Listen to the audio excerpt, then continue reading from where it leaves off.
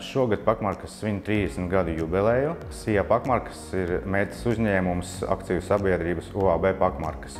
Pakmarka specializējos 4 virzienos – poligrāfija, iepakošanas iekārtas un marķēšanas iekārtas, rezerves daļas un iepakošanas materiāli. Galvenais darbības virziens ir poligrāfija. Pašlīmējošās etiķetes ruļļos, termosarkuma etiķetes, lentveida, wraparound etiķešu un citu veidu etiķešu un plēvju ražošanu un pārdošanu. SIA Pakmarkas visā darbības laikā, īpaši pēc tam, kad 2001. gadā par vadītāju kļuva Viktors Grigorjevs, uzrāda labus rezultātus un stabilu izaugsmi. Pēdējo 2 gadu laikā pārdošanas apjomi pārsniedza 6 miljonu eiro. 2016. gadā uzņēmums uzsāka pašlīmējošo sagatavu izgatavošanu uz vietas.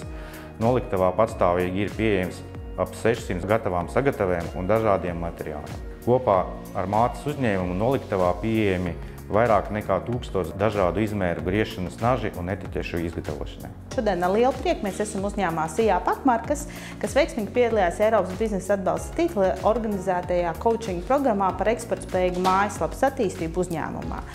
Un esam priecīgi, ka Eiropas biznesa atbalsta tīkls var palīdzēt uzņēmumiem veikt aktivitātes un sasniegt rezultātus eksporta tirgos caur konsultācijām un apmācībām, coaching programmām, kā arī tāpat šī programma palīdz uzņēmumiem saņemt konsultācijas par inovāciju, attīstību un cita veida pakalpojumiem, kas viņiem palīdz attīstīties.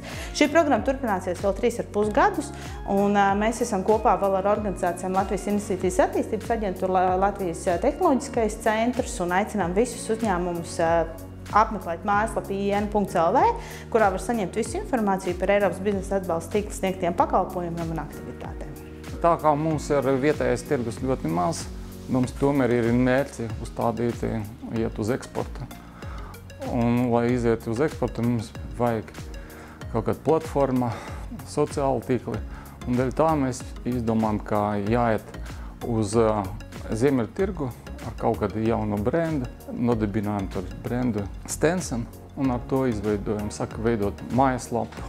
Tas sakrīt arī ar apmācībām un konkursu Latvijas tirdzniecības kamera, kur mēs veiksmīgi vinējam un mēģinājām tālāk attīstīt, lai iziet uz pamat bija mērķis Zviedru tirgus, bet tagad mēs jau pamanījām drusciņu virzienu, aizgājām uz Igauniju tirgu, tur diezgan veiksmīgi sākām meklēt jaunus klientus, pasūtījumus.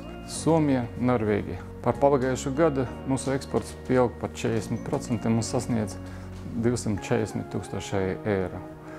Pagaidām tas neliels rādītājs, bet mērķis ir par 2-3 gadiem palielināt līdz 500 000 eiro.